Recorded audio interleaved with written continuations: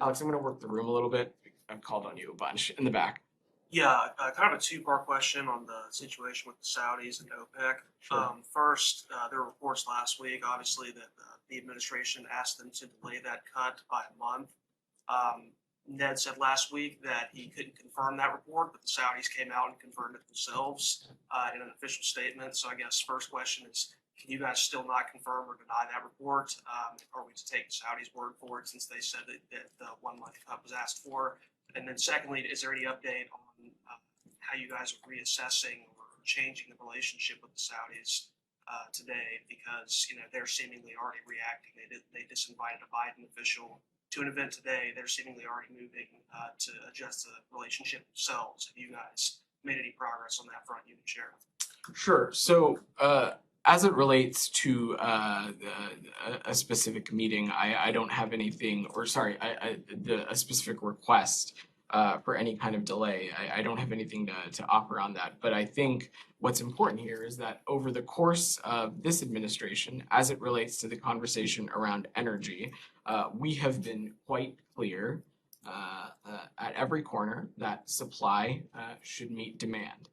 As this country, as our economy, and as economies around the world continue to come out of the COVID-19 pandemic and the impacts that the pandemic had on our economy and economies around the world, that the demand for energy should be met by appropriate supply.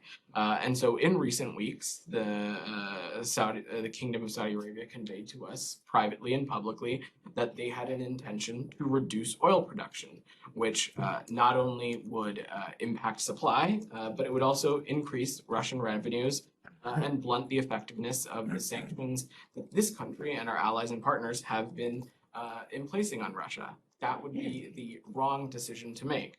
And so we presented that analysis, and we presented that there was no market basis to cut production targets, and that they could easily wait and see how the energy market developed over the coming months before taking this step. And then so their decision to cut production was short-sighted for a number of reasons.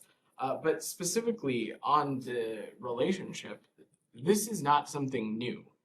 The president has talked about reevaluating the relationship with Saudi Arabia since the early days of this administration. He talked about it as a candidate, and this is a relationship that it's a bilateral one that has been built over decades on a bipartisan basis that has transcended multiple administrations of multiple presidents of multiple parties.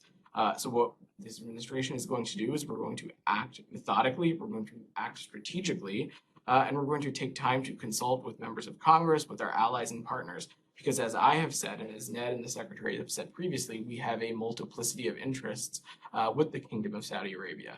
A security interest, an energy interest, a trade interest, a number of these factors.